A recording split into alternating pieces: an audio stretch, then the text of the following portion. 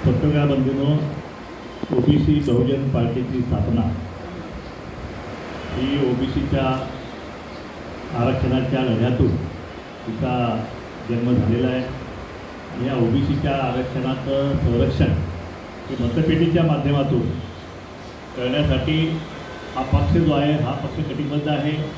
कारण गेल्या 7-8 महिन्यापासून आपण पाहिलं आहे की ओबीसीच्या आरक्षणाच्या अक्षरशः दप्तर जे आहे ते या महाराष्ट्रामध्ये विकली गेलेली आहे आणि त्यातून त्या उद्विग्नतेतूनच या कार्यकर्त्यांच्या प्रचंड दबावापोटी हा पक्ष स्थापन करण्यात आला। कारण ही शेवटी लढाई जी आहे राजकारणाच्या माध्यमातून किंवा सत्तेच्या माध्यमातून तर ओबीसीच्या या गरीब समाजाच्या आरक्षणाचं जर धिजवड निघणार असेल तर त्याचा सत्यानाश होणार असेल तर त्या सत्तेला लाथडून स्वतःची सत्ता निर्माण करण्याची सुद्धा धमक जी आहे ती या महाराष्ट्रातील ओबीसीमध्ये आहे आणि म्हणून या ओबीसी बहुजन पार्टीची स्थापना जी आहे ती सगळ्या ओबीसीच्या महाराष्ट्राच्या नेत्यांनी एकत्रित होऊन केलेली आहे। या ठिकाणी लोकसभेमध्ये आमची ट्रायल झालेली आहे। आमचे जवळपास 15 उमेदवार जे आहेत त्या महाराष्ट्रामध्ये लढलेले आहेत। गावागावामध्ये हा पक्ष पोहोचवण्याचं काम आम्ही केलेलं आहे।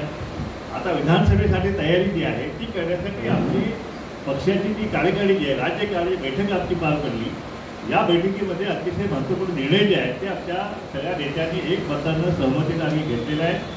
ते म्हणजे येणारी निवडणूक जी आहे, कारण हा जो सगळ्या सोयीचा विषय आहे त्याचप्रमाणे कुटुंबियांचा दाखलाचा विषय आज सरकारने आतापर्यंत तरी त्याविषयी काही ठोस भूमिका घेतलेली नाही आहे आणि 57 लाख कुटुंबी दाखले घेऊन हा मराठा समाज हा ओबीसीमध्ये घुसलेला आहे। 80% समाज घुसलेला आहे।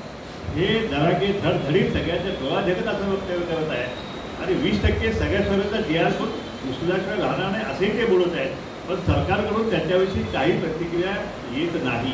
आणि त्यामुळे शेवटी या ओबीसीच्या आरक्षणात संरक्षण करायचं असेल तर या ठिकाणी विधानसभेच्या मैदानामध्ये आम्हाला उतरवाच लागणार आहे आणि विधानसभेच्या मैदानात आमचे उमेदवार उभा करून या येणाऱ्या सत्तेमध्ये ओबीसीचे आमदार त्या ठिकाणी निवडून आणून ही सत्ता हस्तगत करून जे काय GR जे आहेत ते ओबीसीच्या आरक्षणाचं सत्यानाश करणारे GR जे आहेत ते सगळे GR रद्द करायचे असतील तर ओबीसीला सत्तेत जावंच लागेल आणि म्हणून ओबीसीची सत्ता या महाराष्ट्रात आणण्यासाठी ओबीसी बहुजन पार्टी जी आहे त्याने आता आम्ही कंबर घातलेली आहे। कालच्या बैठकीत आम्ही पूर्ण महाराष्ट्रातील 288 उमेदवार जे आहेत त्या जागा लढवण्याचा आम्ही निर्णय केलेला आहे।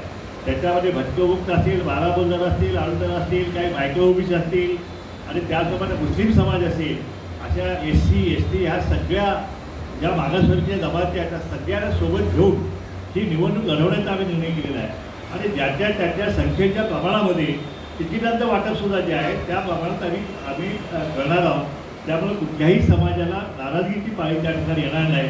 एकंदरीत कालच्या बैठकीत आम्ही ते सूत्र जे नक्की केलेलं आहे की जिसकी संख्या भारी उसकी उंची साझेदारी, या सूत्रानुसार आम्ही येणाऱ्या निवडणुकात त्या येणाऱ्या सत्तेमध्ये आम्ही त्याप्रमाणे सर्वप्रमाणे वाटप आम्ही करण्याचा निर्धार या ठिकाणी करण्यात आलेला आहे।